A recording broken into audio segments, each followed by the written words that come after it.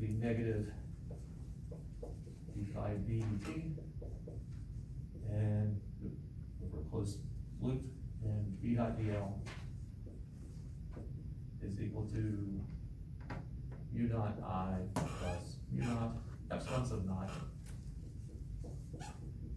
by e dt.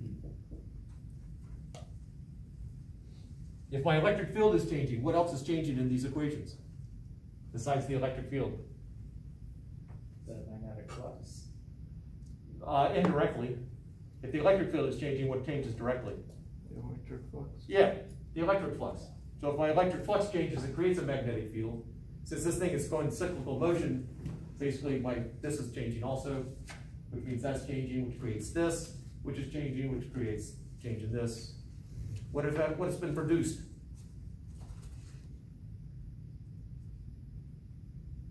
No. A loop. What? A loop.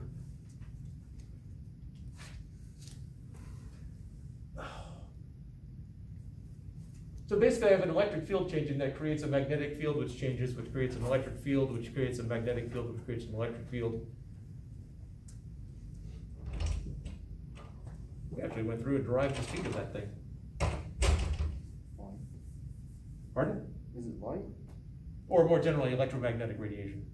Yeah. So as it's going around, there should be radiation that's coming off of it.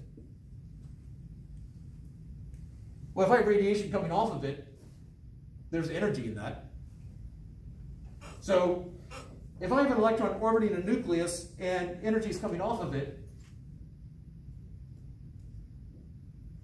that means the electron must be losing energy. If I have something in orbit that's losing energy, what's going to happen? It's going to fall in. Yeah. So why do electrons not fall into the nucleus?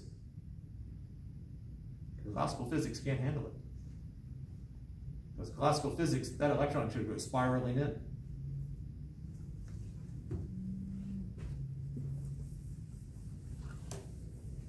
Let's actually do that derivation. Make sure I get in the right spot. Is orbit stronger than its pull on the nucleus? Wait, say it again? Is its orbit when it stronger than the nucleus? In what sense? In magnitude. So you say the orbit, as in? The electron orbiting nucleus. So when it loses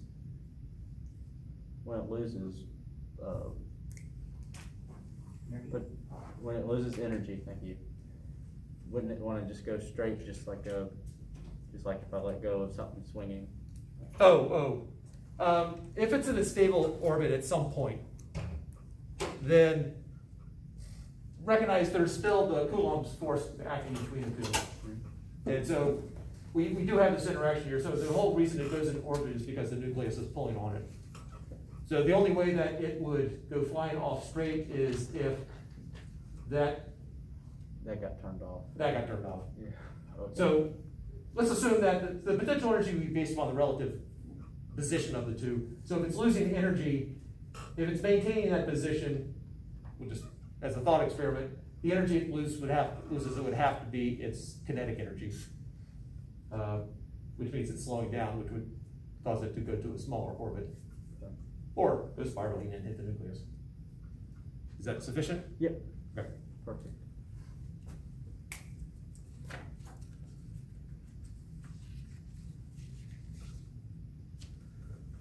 All right. So let's actually start right there. What is Coulomb's equation? I'll start with the second law.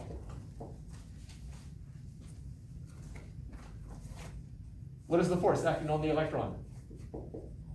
Q1 Q2 over R squared. Yep.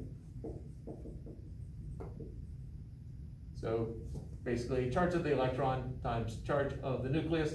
Let's just assume, simplify, actually, let's make it over R squared. Z is just for the number of protons in the nucleus. I'm still going to deal with just a single electron. I don't have to worry about the multi-body problem, which is, frankly, a pain in the butt. Actually, I'm going to take it one step further. Some derivations have Z in it. Let's just simplify it. Let's make it a hydrogen atom. I got one proton in the middle. So I have 1 over 4 pi epsilon sub naught times the charge of an electron squared over the orbital radius is equal to mv squared over r. It is centripetal motion. Is that an R squared on the left, the denominator?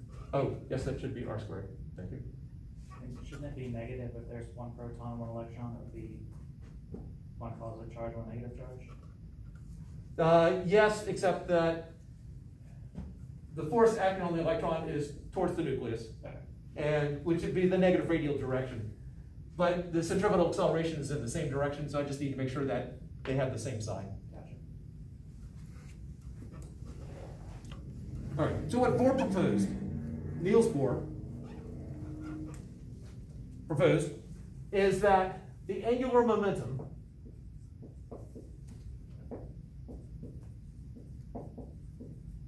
is quantized. In other words, the angular momentum has very discrete values.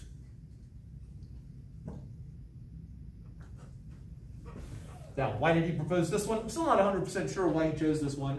Part of me suspects that he just tried a whole bunch of stuff, and this is the only one that seemed to work. So we'll use L for angular momentum.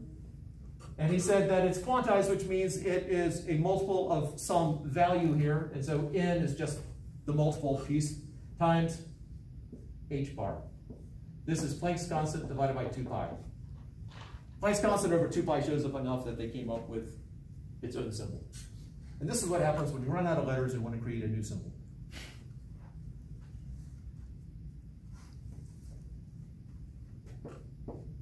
What's the formula for angular momentum?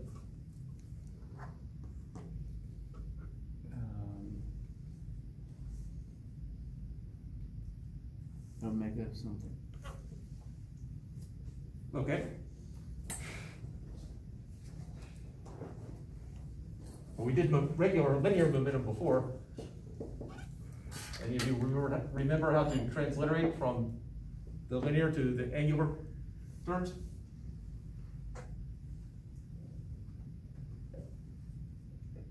Thinking that is a no. But what's the rotational equivalent of velocity? Frequency? No. It's simpler than you think.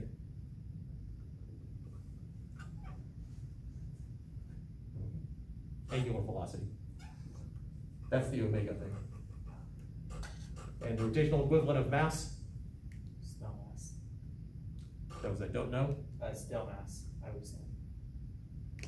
Oh. So say it one more time. Is it still mass? It's just the same thing. Oh, no, mass actually does have a rotational equivalent, or analog, I should say. Moment of inertia. At least there was some sign of recognition from at least one of you.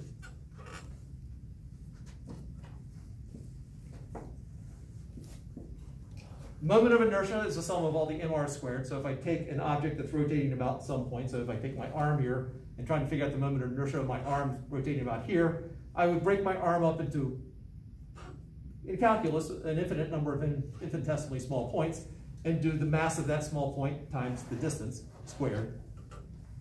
If I'm dealing with a point particle, then the moment of inertia, well, there's my axis of rotation right there. I have only one point here. It's the electron. So that would be mr squared for a single point. And omega, well, V is equal to omega r. So R is equal to, wrong one. Omega is equal to V over R. So omega V over R. So what we end up with is mvr for a point particle orbiting the central point. So he's claiming that mvr is equal to some integer times this h bar thing.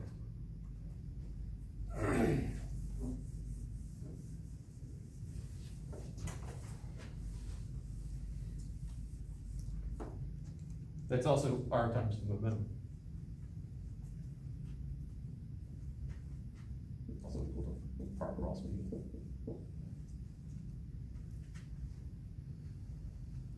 So it depends on how I want to solve for this. I can get rid of this R with, I can get rid of one of those. So let's just do some simplification here. So that one goes away with that one. Dealing with orbit, let's see, what are the choices I get? So I can solve for V with this. So NH bar over MR, and then plug into what I have over there. So 1 over 4 pi epsilon sub naught times E squared over R is equal to M NH bar over MR. They should differentiate my R's and V's better. Squared. And ultimately I want to solve for R, yeah. So let's get the R terms on one side, the non-R's on the other. Or let's do the square first. So I have 1 over 4 pi epsilon sub naught. E squared over R is equal to M N squared H bar squared over M squared R squared. Let's get R over on the left-hand side, so R equals, that cancels out with one of those. I get 4 pi epsilon sub naught times H bar squared divided by M E squared. Did I lose something? Oh, M squared. You get rid of the 2 pi. Sorry? Should you get rid of the 2 pi or just leave it as h squared? Or h Traditionally, it's like I've seen it with H bar squared still in it. So not getting rid of that. All right. So this piece right here is known as the Bohr radius.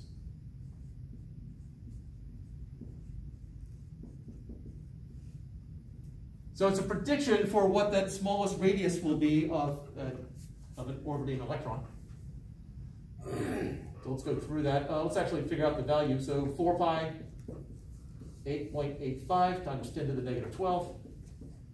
H bar squared, so that's 6.626 times 10 to the negative 34th over 2 pi squared divided by the mass of, that's the electron, that's the thing that's orbiting, 9.11 times 10 to the negative 31st in kilograms, and then the charge 1.6 times 10 to the negative 19th squared. And what do we get?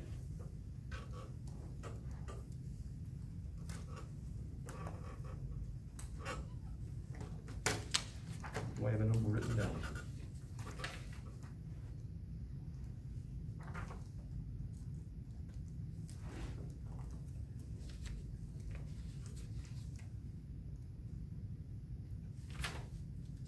There we go. What do you have?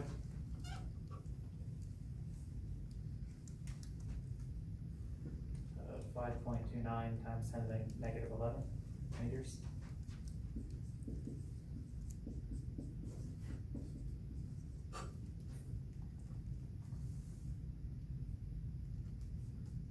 Confirmation? Yeah, 5.16 times 10 to the negative 9.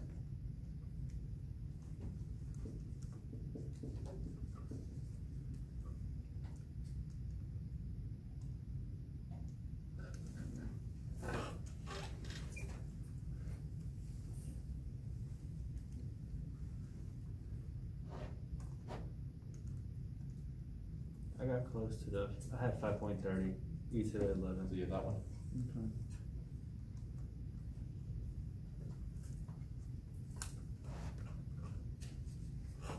Yep, 5.17. So you got closer to that one. Yep. Well, and if this has pre-programmed units, and it matches the top one.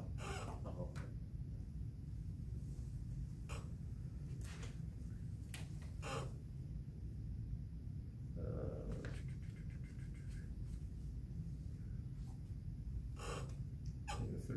so I'm good with that one.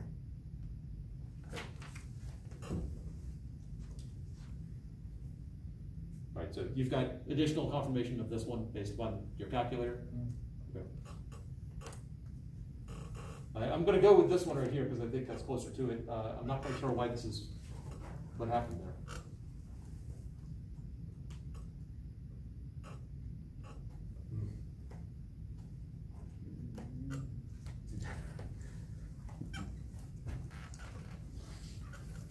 So the prediction is that the first orbital radius would be that porous radius.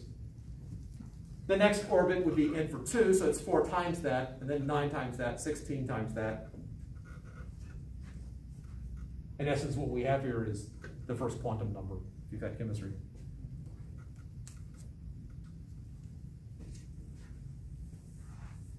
Now, all that's well and good. He comes up with a number and says, yeah, that's how close the electron is to the center of the nucleus.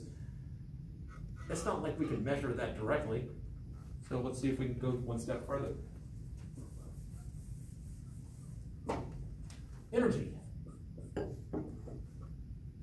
Kinetic plus potential. We're not worried about any relativistic effects here, so I don't have to worry about gamma showing up anywhere. What's the formula for kinetic energy? 1/2 mv squared. In unison, it sounded like a single voice. We can do better than that. Come on. What's the formula for kinetic energy? 1/2 mv squared. The enthusiasm almost brought me tears. I do appreciate everyone participating, at least more voices participating. Sorry about the sarcasm. Now, for 2 of you that I had face-to-face for 251, you should have been right there in unison with Colin.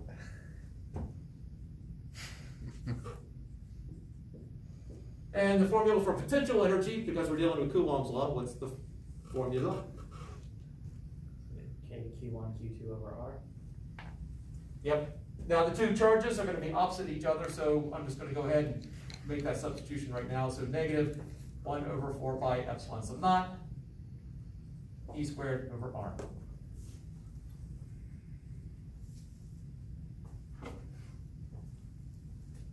Now I know that the speed, I go down wrong routes when, I've gone down wrong routes several times on doing this, so I just want to make sure. Okay. I know the speed is 2 pi r over the period. Is that period? No, I don't. Oh. See, we're dealing with an orbit here of some radius r. The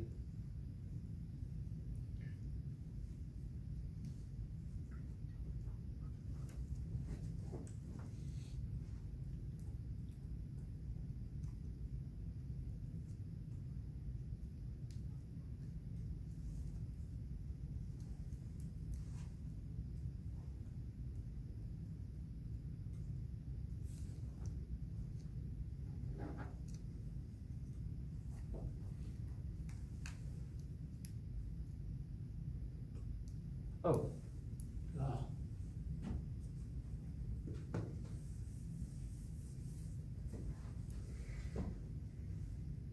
Recognize I also have just the straight up Newton's law equation. We're just going to connect this.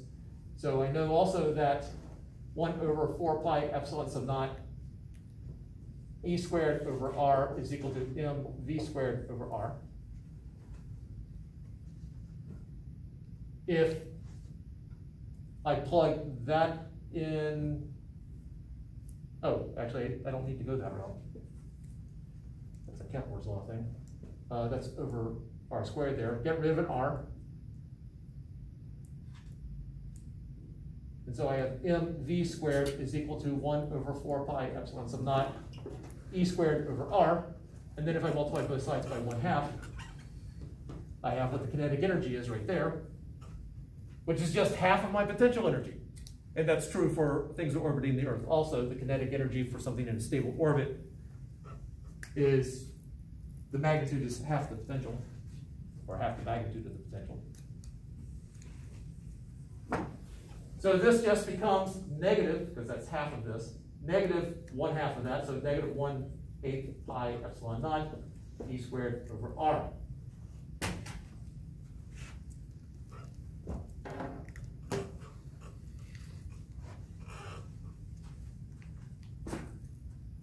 I know that the radius is over there, so I can plug that in. So I get negative 1/8 pi epsilon sub naught e squared over 4 pi epsilon sub naught h bar squared over m e squared, and that hopefully is times n squared. Simplifying that, when I got a fraction on the bottom, it just flips upside down, so I end up with, I have e to the 4th on top. I have a negative right there, 8 pi epsilon sub naught, we can do some changes there. 32 pi squared epsilon sub naught squared h bar squared times 1 over n squared. Oh, and there's a mass of the electron there.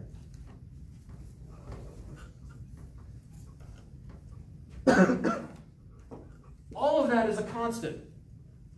The only thing that's different is the value of n. What orbit is it in?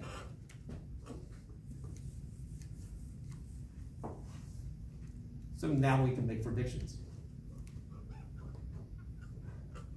If the idea is that an electron is in a set orbit, so this is my nucleus right here, and I have an electron zipping around at some level, we'll just start out with n is equal to 1. If that electron gets hit with a photon or some sort of energy source and get enough energy to move up, not enough to rip it from the nucleus, but enough to move up, to our n is equal to 4, so that's n is equal to 1 to n is equal to 4. It's not a particularly stable orbit for it. And at some point that electron is going to come crashing back down. When it crashes back down, it loses energy. Because it did have